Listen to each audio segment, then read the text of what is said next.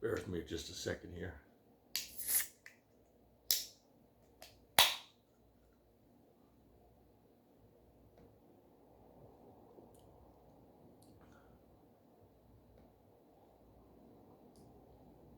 That's some good stuff right there. But anyway, Shalom. First and foremost, I want to start off by giving all praises unto Yahweh, Bahashem, Yahweh Shai, for the wisdom, knowledge, and understanding of the gospel of His truth. The other day, an individual by the name of, which we all should know who this is, the Mind of God, which, me and him, we go back and forth every once in a while. He's a cool guy, but he don't know too much about the scriptures. So, always got to joke around with him. But yeah, I known the guy for 3 years, something like that. So I think he's truly sincere, but, he's going off. But he's sincere with his reasoning. So he asked me just yesterday if I could do a video explaining slavery in the kingdom. Okay, now before I even get started, if you're clicking on this video for the first time, if you're unfamiliar with Hebrew Israelite beliefs, we teach other, different from what the Christian church teaches.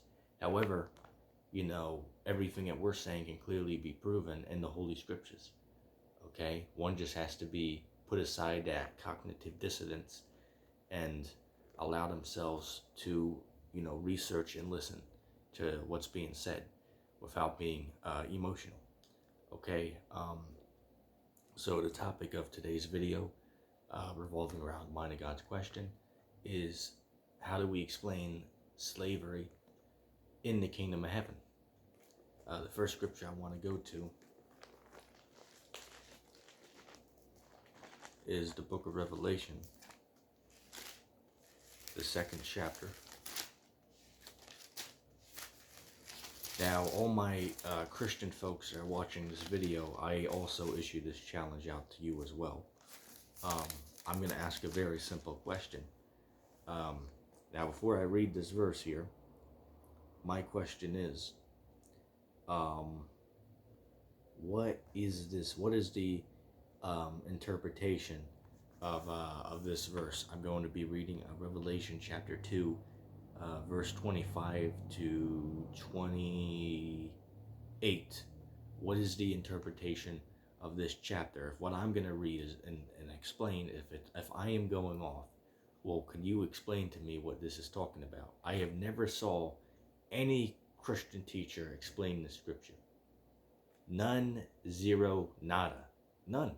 I have never seen any try to break this scripture down because they cannot do it. It can't be done other than what we're saying. Okay? Somebody might get emotional. Mind of God might get upset, which I challenge you to make a response video to this, man. Okay? I challenge you to make a response video to this. Okay? Because you can't refute me. Okay? Revelation chapter 2, verse 25. But that which ye have already, hold fast till I come. And he that cometh, and he that overcometh and keepeth my works until the end, to him will I give power over the nations, and he shall rule them with a rod of iron. As the vessels of a potter shall they be broken to shivers, even as I received of my Father, and I will give him the morning star. Let's read verse 27 again. And he shall rule them with a rod of iron. As the vessels of a potter shall they be broken to shivers, even as I received of my Father. Now, I want to get something real quick. Okay, so ponder on that thought real quick. Okay, what is that talking about? Okay, for you Christians out there, what is that scripture talking about? Okay, and if we're wrong, if we're wrong with what we are saying, then what exactly is that talking about? Let's see.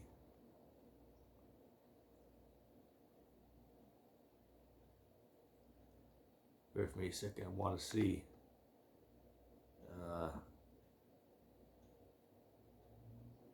I'll be right back. All right, there it is. I was looking at the wrong psalm, but I was right. I was on this page. The book of Psalms, chapter 149. Um, I'm not going to read the entire thing. You know what? Let's see. Okay. Um, Now, let's link this up with the book of Revelation. Okay, so now that we brought out Revelation, which I challenge anybody to explain to me what the interpretation of that verse is, if I am wrong. Um, anyway, Psalms chapter 149 and verse 4. For the Lord taketh pleasure in his people. He will beautify the meek with salvation. Let the saints be joyful in glory. Let them sing aloud upon their beds.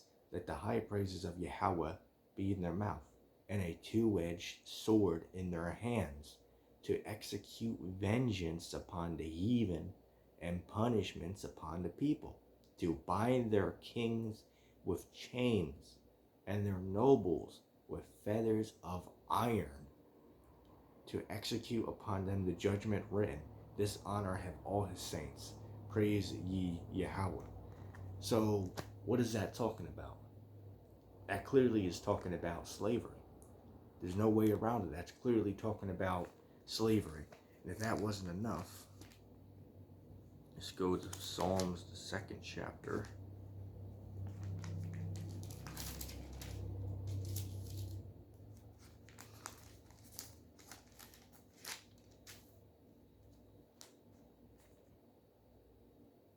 Okay.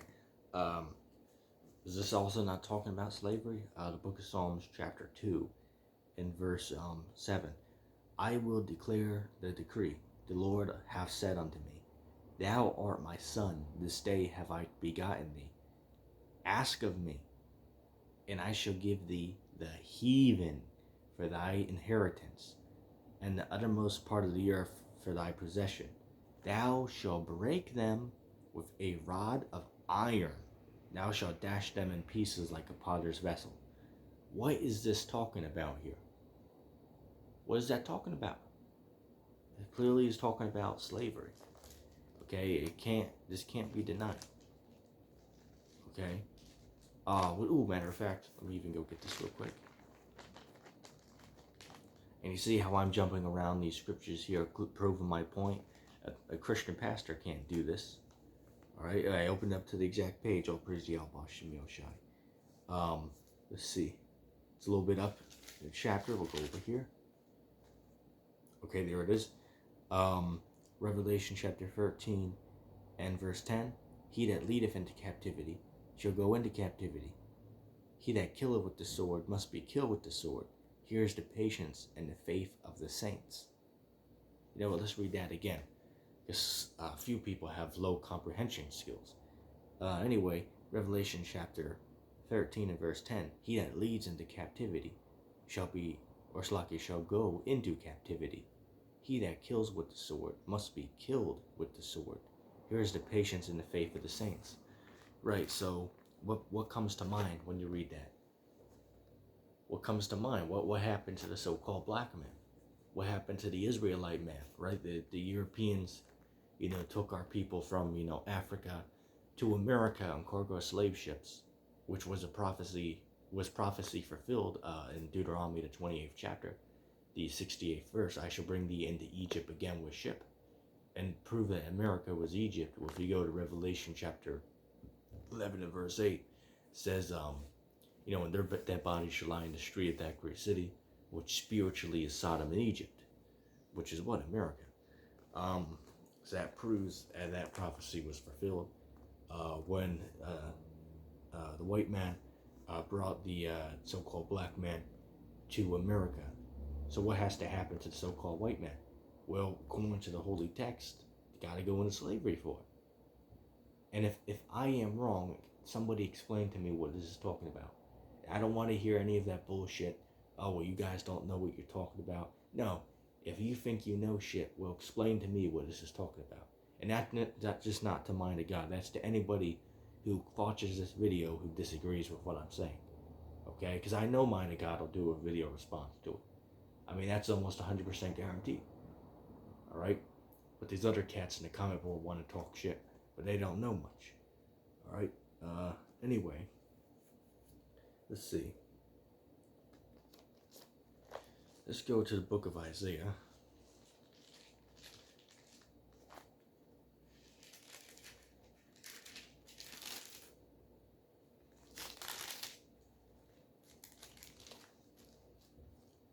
Okay. Oh, this is a good one. I love this chapter, man. I'm not going to read the entire chapter, but I'm going to get a good portion of this chapter. Okay? Isaiah chapter 14, verse 1. For the Lord will have mercy upon Jacob, and will yet choose Israel, and set them up in their own land. And the strangers shall be joined unto them, and shall cleave unto the house of Jacob. And the people shall take them and bring them to their place. And the house of Israel shall possess them in the land of the Lord for servants and handmaids, and they shall take them captives, whose captives they were, and they shall rule over their oppressors. And it shall come to pass in the day that the Lord hath given thee rest from thy sorrow, and from thy fear, and from the hard bondage wherein thou was made to serve, that thou mayest take up this proverb against the king of Babylon, and say, How have the oppressor ceased? The golden city ceased. The Lord hath broken the staff of the wicked, and the scepter of the rulers. He who smote the people in wrath with a continual stroke, he that ruled the nations in anger, is persecuted, and none hindereth. The whole earth is at rest, and is quiet. They break forth into singing. We'll move down to verse 9. Hell from beneath is moved for thee, to meet thee at thy coming. Stirreth up the dead for thee, even all the chief ones of the earth have raised up from their thrones, all the kings of the nations. All they shall speak and say unto thee, Are thou also become weak as we?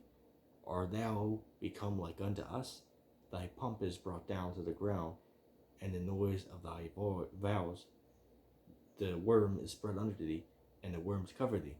How art thou fallen from heaven, O Lucifer, son of the morning? How art thou cut down to the ground, which didst weaken the nations? And what does that remind you of? Remember that.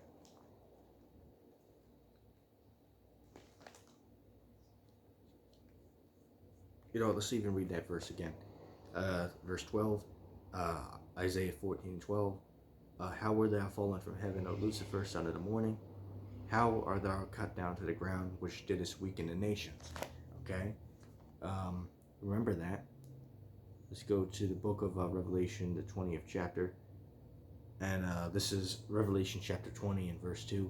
And he laid hold on the dragon, that old serpent, which is the devil and Satan, and he bound him 1,000 years, and cast him to the bottomless pit, and shut him up, and put a seal upon him, that he should deceive the nations no more, till the 1,000 years should be fulfilled. And after that he must be loosed a little season. Right, now what is that talking about? That already happened. Now when it speaks about Satan, that's really referring to Esau, right? Edom. At certain times when you see the dragon in the scriptures, it's referring to the Roman Empire, or Esau, all right, or the beast in Revelation. It just depends on the context that's being written in. But this particular one, this happened already. Okay, this was talking about the time of the Renaissance period. Okay, where black people were ruling for a period of time, but then over time, the Edomites came back into rulership. Okay, and you can do research on that. There's many videos where Akim, go into the history on it. I wouldn't know, so you got to talk to somebody who does. Okay, who studied that research. Okay, and I should say study that history. Okay, just look up, GMS Revelation 20 breakdown. Okay, you'll see it. For those who want to get the proper understanding of the entire chapter, which we may also mention that chapter also proves hell does not exist, by the way. Or, in other words, it does exist, as in the word hell is in there, but it's not what the church interprets it as being.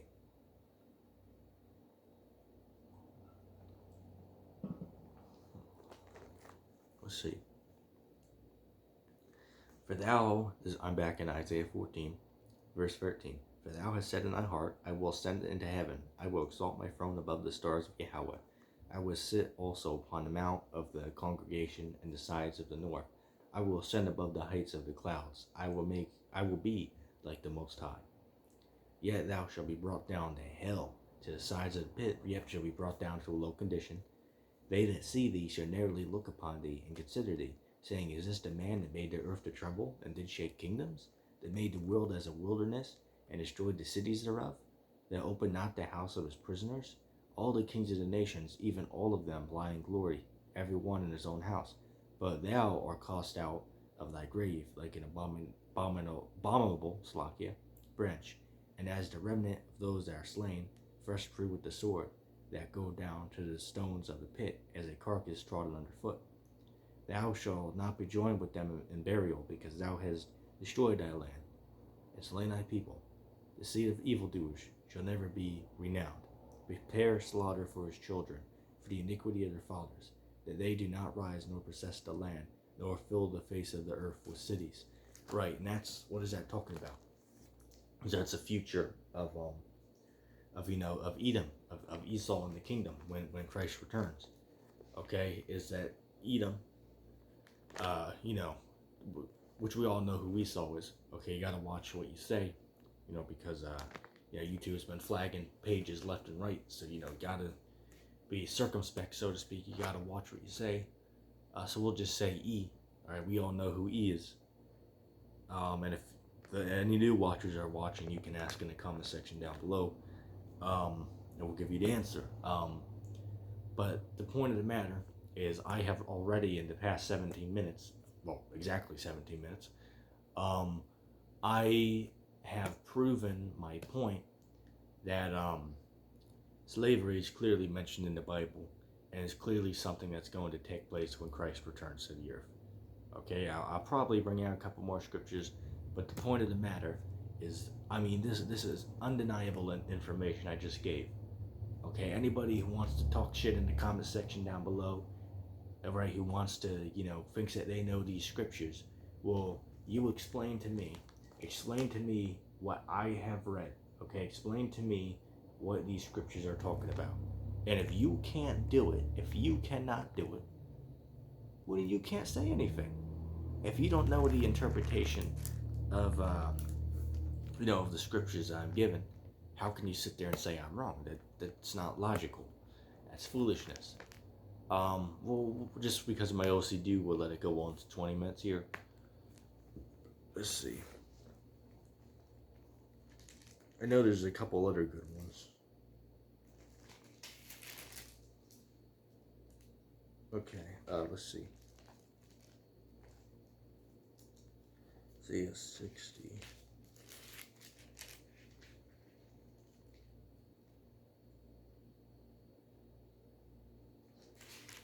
This is my newer Bible, so I don't got this stuff highlighted in this yet. That's all right though. Let's see. Okay, let's see. Let me just find where I want to start. Okay, this is the book of Isaiah, the 60th chapter. And the context of the chapter is the kingdom of heaven. It's going into what's going to happen. Okay, so I want you to listen closely to this, and this will probably end it out with this. Anyway, Isaiah 60, and we'll start at verse 8. Who are these that fly as a cloud, and as the doves to the windows? Surely the Israels shall wait for me in the ships of Tarshish first, till bring thy sons from far, their silver and their gold with them, unto the name of the Lord thy God, and the Holy One of Israel, because he hath glorified thee. And the sons of strangers shall build up thy walls, and their kings shall minister unto thee. For in my wrath I smote thee, but in my favor have I had mercy on thee. Therefore thy gates shall be open continually. There shall not be shut day nor night, that men may bring unto thee the forces of the Gentiles, and that their kings may be brought. For the nation and kingdom that will not serve thee they shall perish. Yea, those nations shall be utterly destroyed. I think that's all I wanted to note. We'll get a little bit more. And the glory of Lebanon shall come unto thee, the fir tree, the pine tree, and the box together, to beautify the place of my sanctuary. And I will make the place of my feet glorious. The sons also of them that afflicted thee shall come bending unto thee, and all they that despise thee shall bow themselves down at the sole of thy feet. And they shall call thee the city of the Lord, the Zion of the Holy One of Israel. Therefore, thou hast been forsaken and halted, so that no man went through thee. I will make thee an what's the word I'm looking for? Eternal excellency. They got the word up there. A joy of many generations. Let's see. Pretty much that's all I wanted to get there in that chapter. I'm going to get one more, which I recommend everybody read that entire chapter. But that's clearly talking about the kingdom of heaven, right there. Okay, I'm gonna end it off with this. Let's go to the book of Revelation. I believe it's 21st chapter, 20th chapter. Bear with me a second.